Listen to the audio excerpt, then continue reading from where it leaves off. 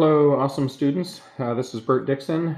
Today's lesson is on exponential growth, and so we're going to look at a couple samples of exponential problems. So an exponential is a function that has an x as its exponent. Okay, so if our exponent is a variable like that one or that one, then that's considered an exponential function. Okay, so we're going to start by graphing both of these by plotting some points. And so 2 to the x, let's start with an easy one like 2 to the first power. Okay, so 2 to the first power, so this our x value is our power, so 2 to the first power, that's just 2. Okay, 2 to the second power, that's 4. 2 to the third power, 2 times 2 times 2 is 8. Okay, now we'll work the other direction.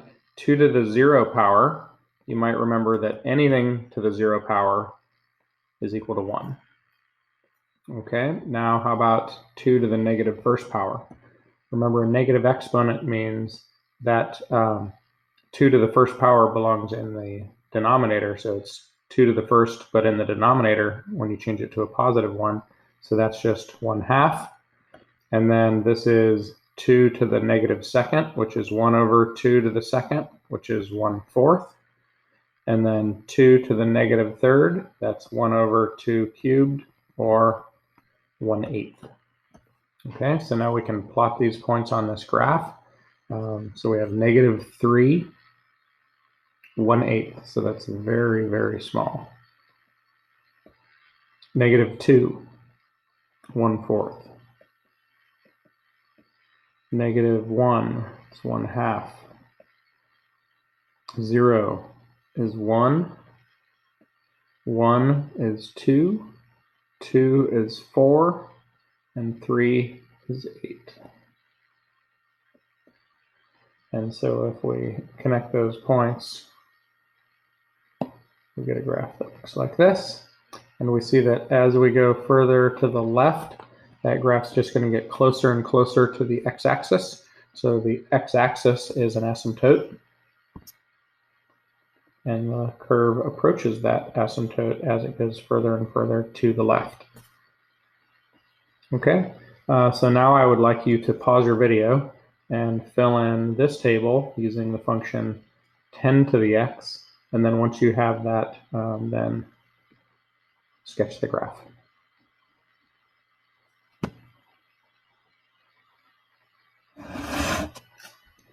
Okay, so here we get 1 over 1,000, 1 over 100, 1/10, 1, 10, 100,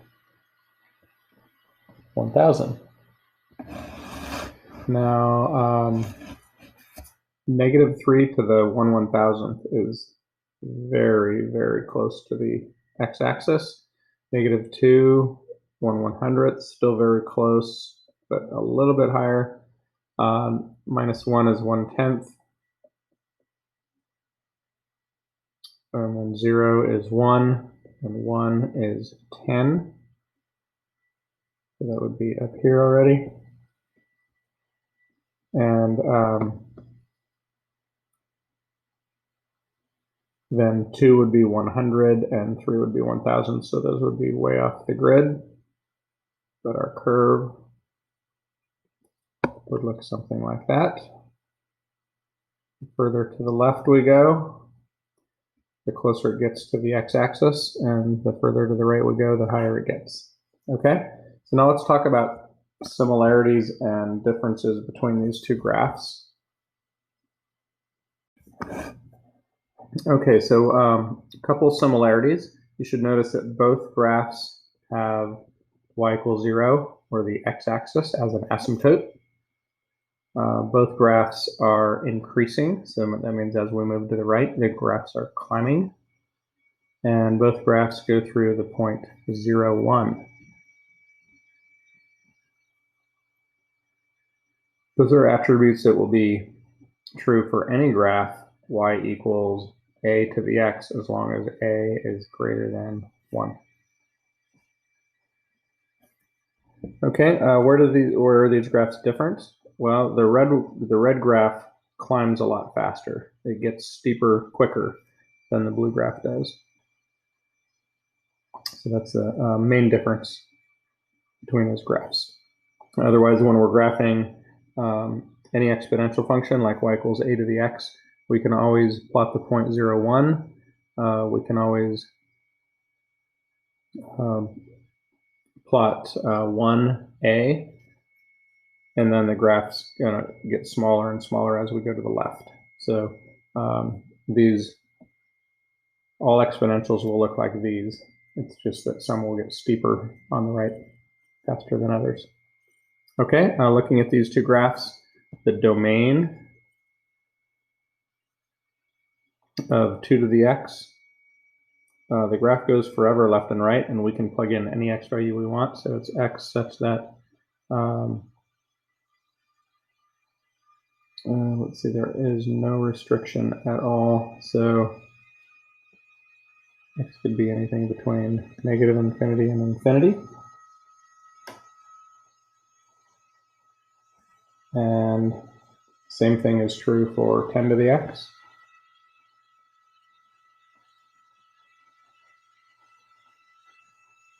And then the range, at the bottom, it's near 0 and then goes up forever. So y values greater than or equal to 0. And with this one.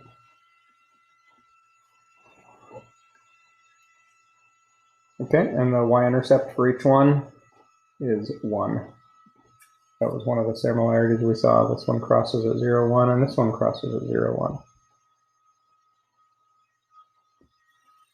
Okay, both domains were the same. Will the domain be the same for every exponential function? Why or why not?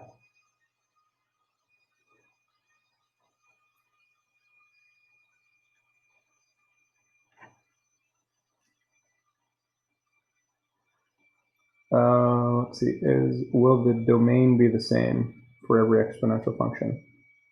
Yes, because you can plug in any x value you want when you have an exponential. Y equals a to the x. Doesn't matter what a is, doesn't matter what x is. There's no limit on the x value that you can plug in. So since you can plug in any x value you want, then the domain will always be from negative infinity to positive infinity.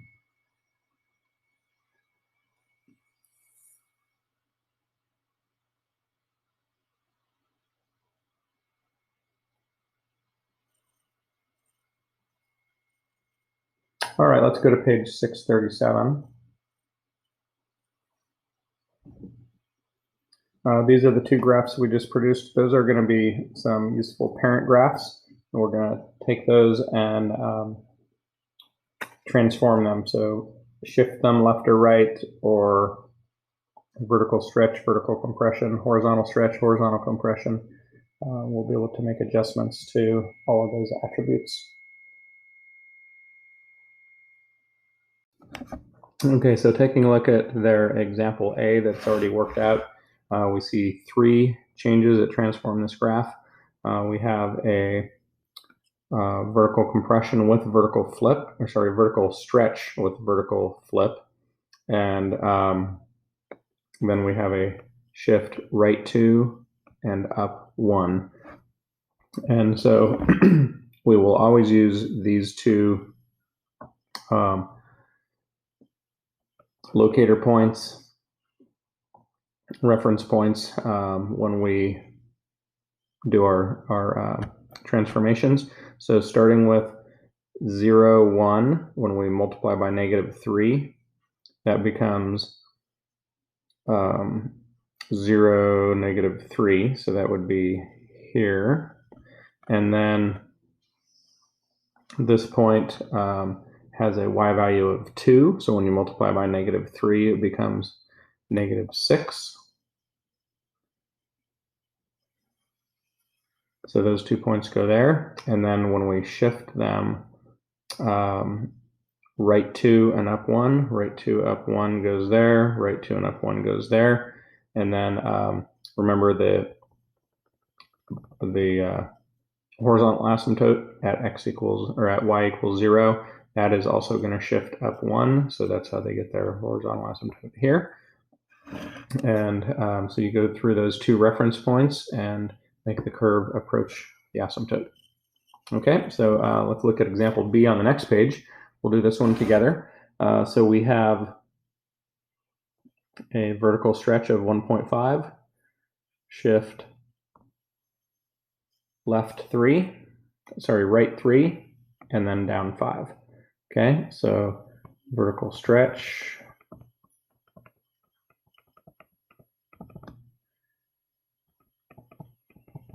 right 3, and down 5. Okay, so it's best, if we start with our parent graph, it's best to take those two reference points and transform them first. So 0, 1 would be here, and 1,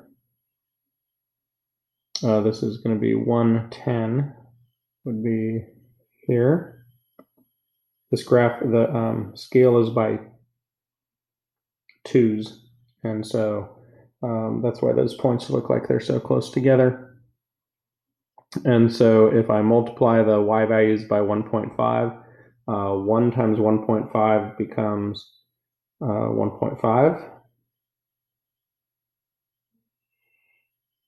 So that's kind of hard to show on this graph because the scale is so weird. And then 10 times 1.5 would become 15. So 12, 14, this would be 16. So 15 would be here. Okay, and then we're going to take those points, that point and that point, and shift them right 3 and down 5. So right 3, 1, 2, 3, and down 5. 1, 2, 3, 4, 5. I believe we're here now. And then 1.5, right 3, 1, 2, 3, and down 5. So 1, 2, 3, 4, 5. So if we were at 1.5 and we shifted down 5, that would put us at negative 3.5. So that's going to be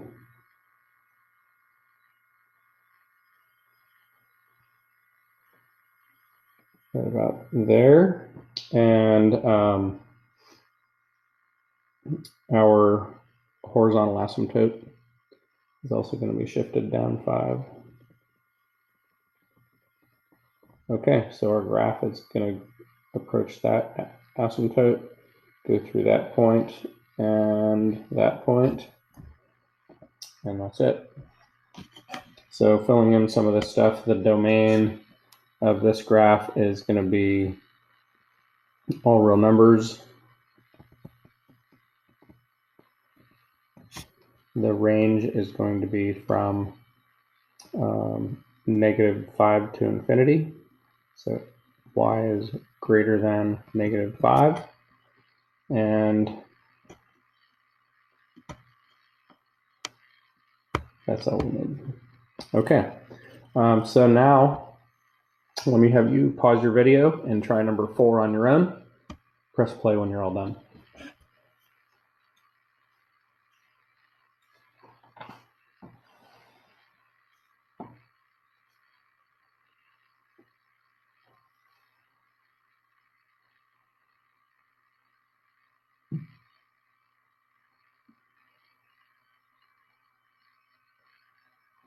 So we have a vertical stretch of 4, and we're going to shift left 2 and down 6.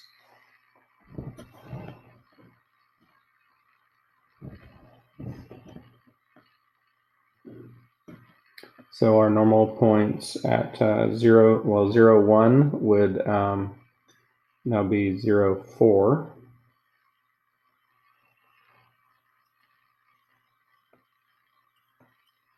One, 2, 3, 4. So that's going to be here. And 1, 2 is now going to be at 1, 8.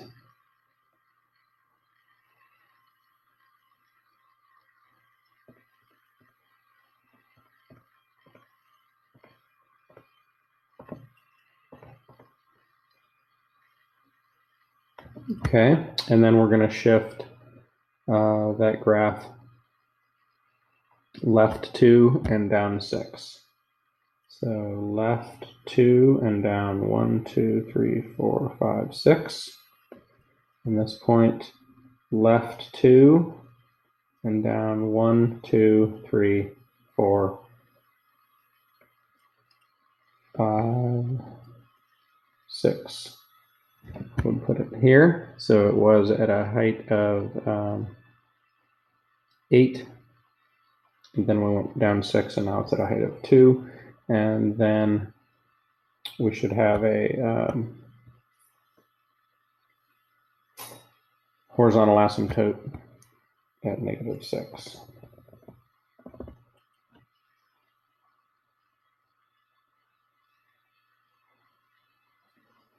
And so our graph is going to approach that asymptote and then go through those 2 points, -2, -2, and -1, 2.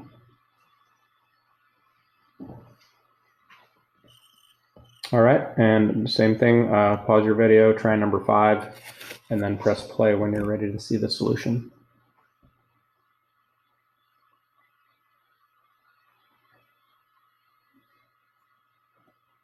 So this one's going to have vertical flip and vertical compression of 3/5.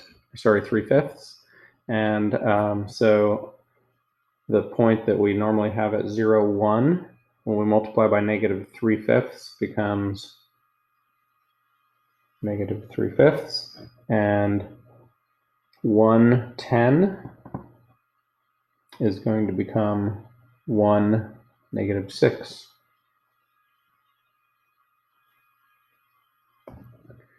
And then we're going to take those 2 points and shift them left 2 and up 3.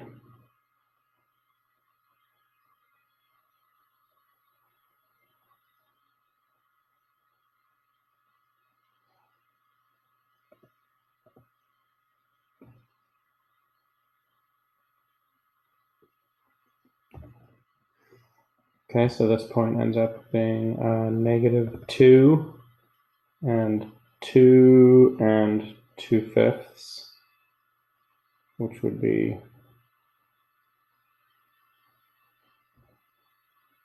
12/5. And then this point is at -1, -3. Okay, and our horizontal asymptote is shifted up 3. So our graph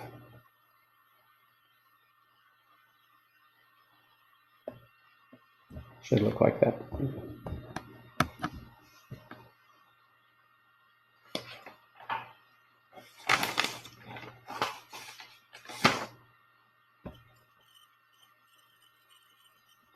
Okay, and then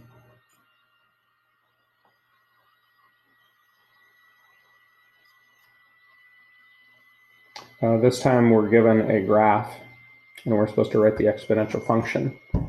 And so they're telling us what the base is. Otherwise, we'd have no way. I mean, there are infinitely many possibilities.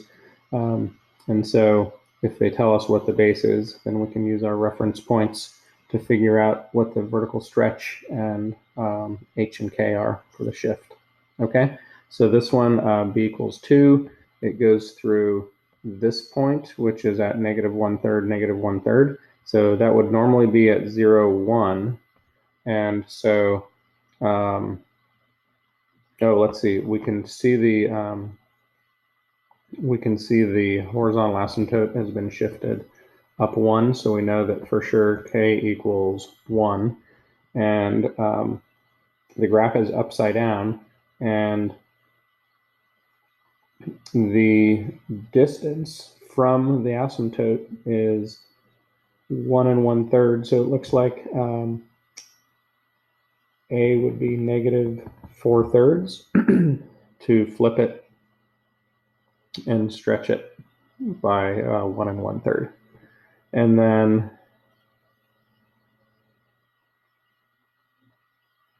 the point that is normally at 0, let's see, in this case it would be 0, 2. If we multiply 2 by -4/3, that is -8/3. And so we can check and see if that distance is 8/3. 1, 2, 3, 4, 5, 6, 7, 8. Yes, it is 8/3. So that's just a check.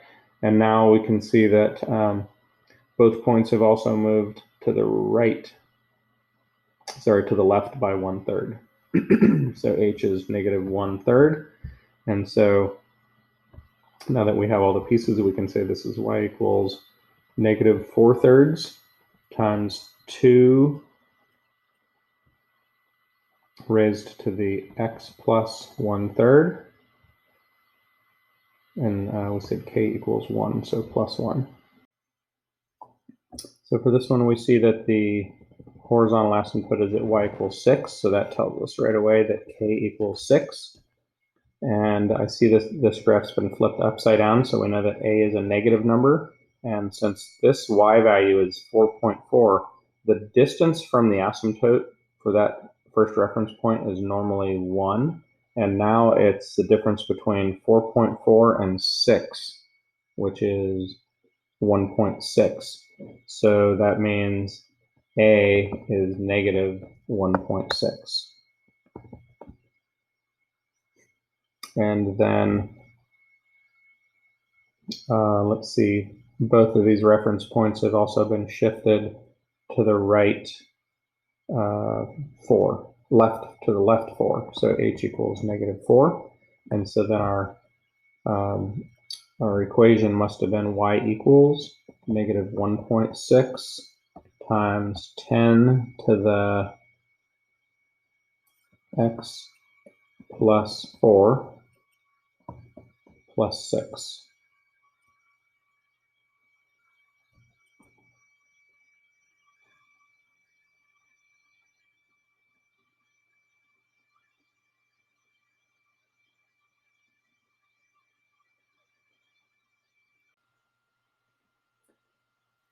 Okay, so on that same page, I'd like you to try number 6.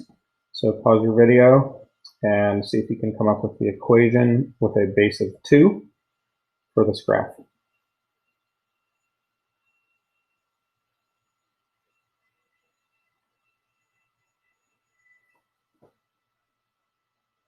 All right, so the first thing we notice is that the horizontal asymptote is at -3, so that means k is -3. It's been shifted down 3.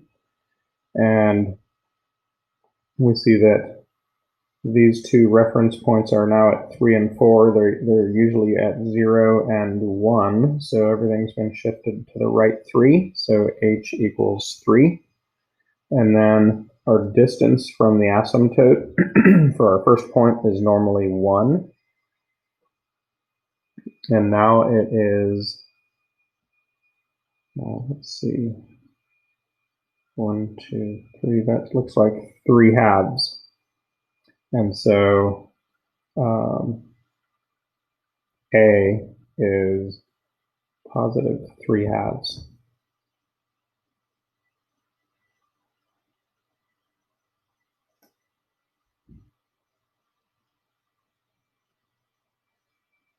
And let's see. I originally said k was at -3, but then now I realize that the scale on the axes is by half. So this is 1, 2, and a half. So k isn't 3, it's negative 2.5. And so now we have everything we need to write the equation. Y equals 3 halves times 2 raised to the x minus 3 minus 2.5, or you could say minus 5 halves. So you could say 3 halves, 2 to the x minus 3 minus 5 halves if you prefer to write it that way. Okay, so like that, or like that, they're both correct.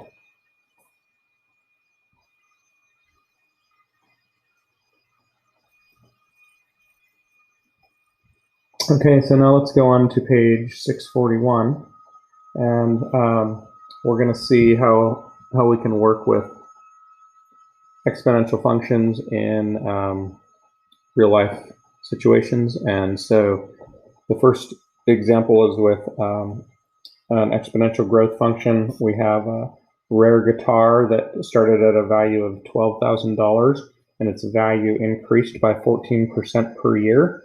And so to write the equation for that, we do 1 plus 14%, because every year it's going to grow by 114%, and its value is going to be 114% of what it was the year before. And so that's why it's 1 plus 0.14. And so 12,000 times 1.14 raised to the t, where t is the number of years. So that's our model, and we can graph that on the calculator. And then we want to know when its value is going to be worth $60,000, so we can graph that as another equation. I'm doing it a little bit differently than the directions in the book say. I'm going to graph these two functions separately, and instead of using the trace feature, which never gives you very accurate results, we're going to use the intersect feature, which gives you very accurate results. And so I'll show that here. So we're going to first graph y equals 12,000 times 1.14 raised to the x power. And then we're also going to graph 60,000. And we want to see where these two graphs intersect. Before we graph these, let's think about what windows make sense. So our guitar value, well, let's actually talk about x first. X is the number of years. So we don't know exactly how many years this is going to take. It could take 10 years. It could take 20 years. We don't know. So let's really, let's look from 0 to maybe 25 years. And if that's not enough, then we'll adjust. So we'll just see if we see an intersection within those first 25 years. And then the y values, the price of the guitar started at 12,000, and we want it to end up at 60,000. So I'm just going to go from 0 to 60. Let's make it, let's go 0 to 80,000, just so we have a little bit of room to see above the 60,000 mark. Okay, so the value, the y represents the value of the guitar, so 0 to 80,000. So now if I graph, there's our exponential growth curve, and there's the value that we want to reach, which is 60,000. So we're looking for that intersection point. Where do those two curves meet? And so we're going to use the intersect feature, which is under the calc menu. So we go second, calc, intersect, and that's option 5. So you can scroll down to number 5, or you could just type number 5 on the keyboard. And now it's asking us some questions to find that intersection. And that is, it says, am I on the first curve? So it's on the blue curve. It's showing you the equation up here on the top. It says y1. So yes, that's our first curve. So I press enter to accept that. Now it says, am I on the second curve? And it's on y2 equals 60,000. The reason why it's asking you those questions is because if you had more than 2 curves, it would need to know which 2 do you want to use. Pretty easy for this problem because there are only 2 there. So we accept that by pressing enter. Now it says guess. So I'm going to try to move the cursor as close as I can to that intersection. It's already very, very close. So I just press enter. And now it finds the intersection at 12.28 years, 12.283 years. Okay. And so they got 12.29, 12.28, what did I say, 283? Yeah, 12.283 years. Okay, so that answer is actually more accurate than what the book got there because they used the trace feature, which never gives you the exact value that you're looking for. But 12.283 years will be very precise. Okay, so anytime you want to find out when two functions are equal to each other, you can, as long as you get the right window, you can find their intersection by using the intersect feature.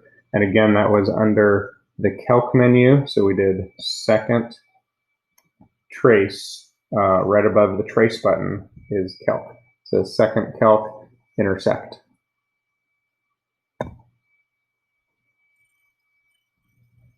All right, and so now this is our last one for today. Try number 8 on page 642. Pause your video, try number 8, and then press play when you're ready to check your answers.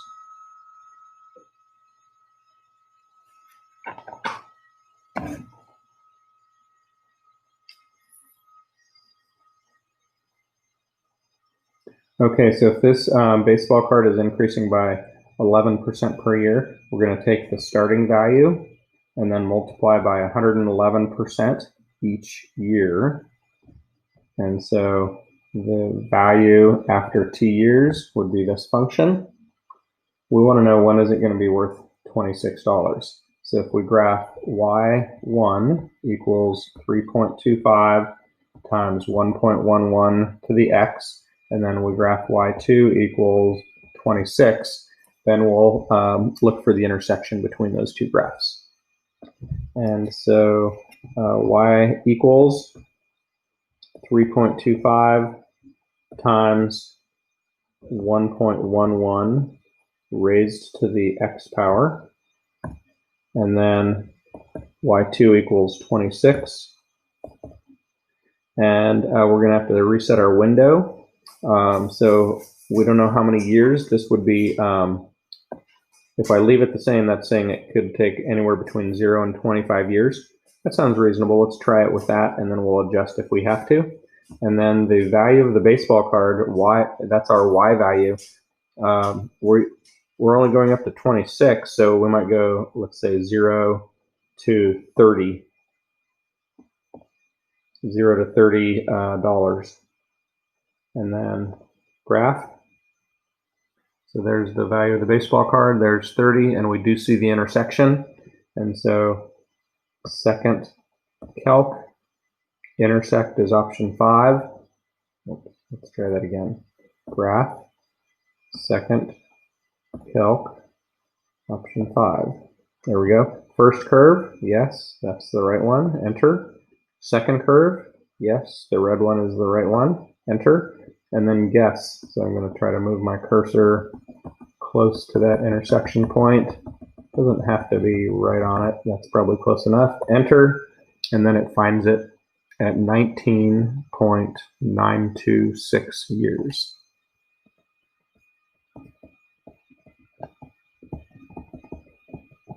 So you'd say about 20 years.